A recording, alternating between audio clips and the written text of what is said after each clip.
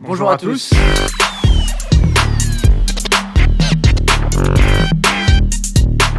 Je suis Julien Pain, je suis le créateur de l'Instant Détox sur France Info. Je suis Asser Mandax, je co-anime une chaîne YouTube qui s'appelle La Tronche en Biais et qui parle de la zététique. Ok.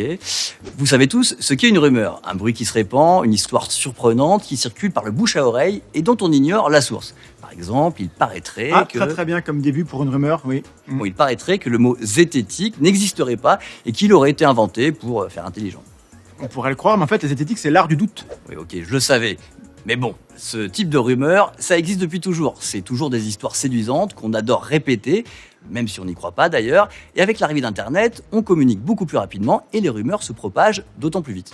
Alors, une rumeur, c'est un bruit sans origine le plus souvent. Au moment où l'on la partage, on ne sait pas encore si elle est vraie ou fausse. Et si au final la rumeur est vraie, ça devient une information qui sera peut-être diffusée dans les médias si elle intéresse des gens. Et si la rumeur se révèle inexacte et qu'elle est démentie par plusieurs sources, alors ça aurait été une fausse information. Mais imaginons un peu. J'entends parler d'une rumeur, finalement on prouve qu'elle était complètement fausse, tous les médias affirment que c'était faux, mais moi je continue à penser que cette histoire était vraie et que la version officielle est un mensonge. Bienvenue dans la théorie du complot. Cette expression, théorie du complot, elle apparaît pour la première fois dans un article du Monde en 1966 au sujet du président Kennedy, assassiné 3 ans plus tôt. L'enquête avait alors conclu que le coupable s'appelait Lee Harvey Oswald et qu'il avait agi seul. Mais très vite, d'autres théories font leur apparition. Certains supposent que c'est l'extrême droite qui avait commandité le meurtre. D'autres impliquent la mafia, mais aussi la CIA, Fidel Castro, le concurrent à la présidence Lyndon Johnson, ou bien encore des extraterrestres. Des extraterrestres. Évidemment, Kennedy allait révéler leur existence, donc du coup, ils l'ont fait taire, ils l'ont fait disparaître, c'est logique. Non. Mais le point commun de toutes ces théories, c'est qu'elles partent toutes du principe que l'explication officielle qui dit que Kennedy a été assassiné par un homme seul est un mensonge. Pour un partisan de la théorie du complot, tout le monde essaie de cacher la vérité, les médias, les gouvernements, les sociétés secrètes qui sont censées gouverner le monde. Bref, tout est mieux à croire que la version officielle, même si ça implique des aliens. Et sur Internet, des théories du complot, il n'y a qu'à se baisser pour en ramasser, et on tombe dessus même si on n'a rien demandé. Regardez, je vais sur YouTube, je cherche des vidéos sur les attentats du 13 novembre 2015, vous savez, les terrasses et le concert du Bataclan. J'ai à peine tapé attentat B que YouTube me suggère attentat Bataclan complot. Ah bah voilà, si on me suggère, c'est qu'il n'y a pas de fumée sans feu. Je clique et je tombe sur toute une série de vidéos. Et si le Bataclan était le fruit d'un complot, la contre-enquête, la vidéo censurée, la vérité sur les attentats, stop à la manipulation des médias français, vérité, ça s'écrit comme ça, vérité ? Par curiosité, je clique sur l'une d'elles, et puis vous savez comment fonctionne YouTube. D'ailleurs, on me propose plein de vidéos du même style, et c'est comme ça qu'au final, alors que je voulais juste me renseigner sur les attentats du 13 novembre, je me retrouve à regarder plein de vidéos assez douteuses.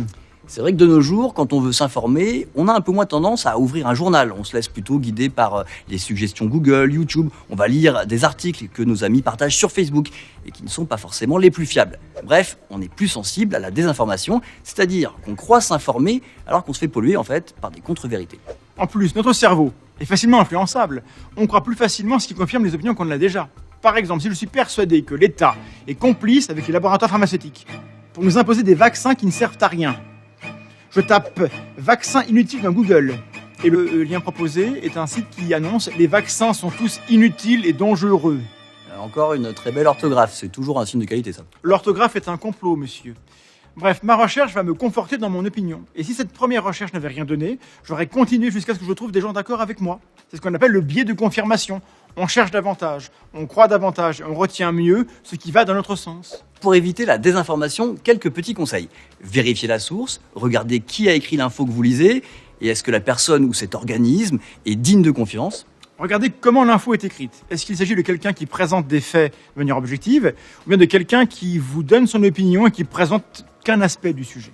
Et vous pouvez aussi aller sur le Décodex, Hoaxbuster, Check News, Les Observateurs, Vrai ou Fake. Ce sont tous des sites qui recensent les fake news, les rumeurs. Alors, face à une théorie du complot, essayez de pousser la logique jusqu'au bout. Est-ce que l'argumentation tient la route?